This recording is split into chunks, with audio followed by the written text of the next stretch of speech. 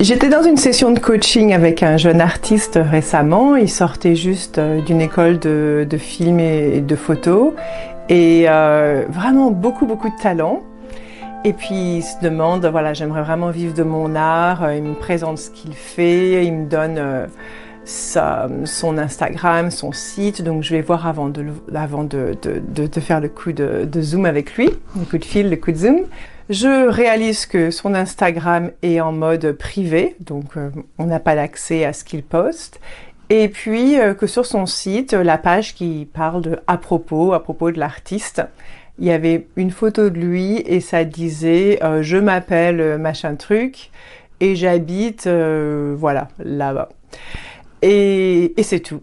Et donc ça m'a un peu laissé sur ma faim. Donc quand on a notre rendez-vous, je lui pose question, enfin, pourquoi tu parles pas de toi? Enfin, c'est fou quand même aujourd'hui, de nos jours, si tu n'as pas une page Instagram et un site, tu n'es pas considéré comme un artiste professionnel.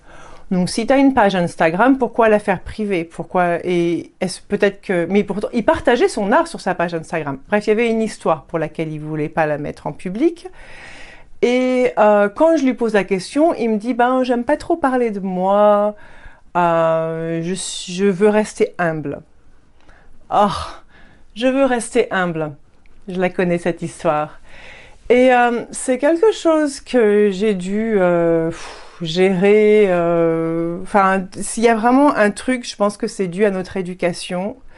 Je vais faire 2 vidéos sur ce sujet d'être humble et puis partager une autre histoire, enfin, qui est personnelle, qui m'est arrivée récemment. On a cette idée que si on parle de nous-mêmes, qu'on est narcissiste.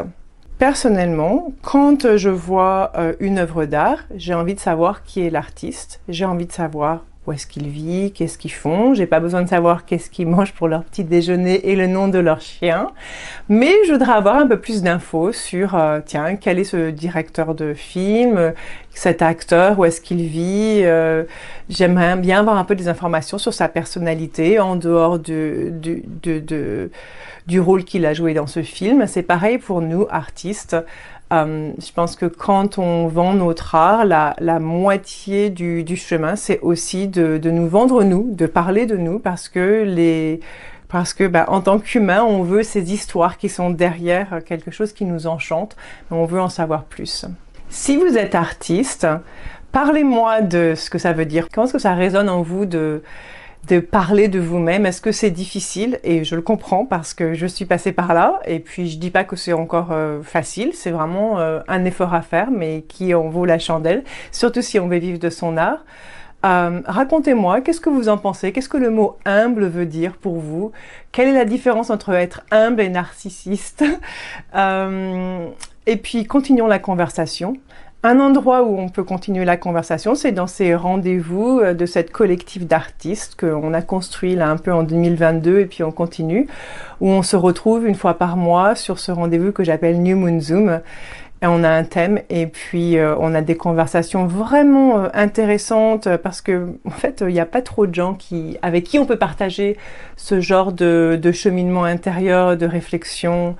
Et puis c'est chouette de se sentir compris et de pouvoir avoir un endroit où on peut exprimer ces petits trucs un peu subtils, insinueux qui quelquefois nous bloquent pour nous épanouir, pour briller, pour prospérer, pour avoir du succès avec notre art.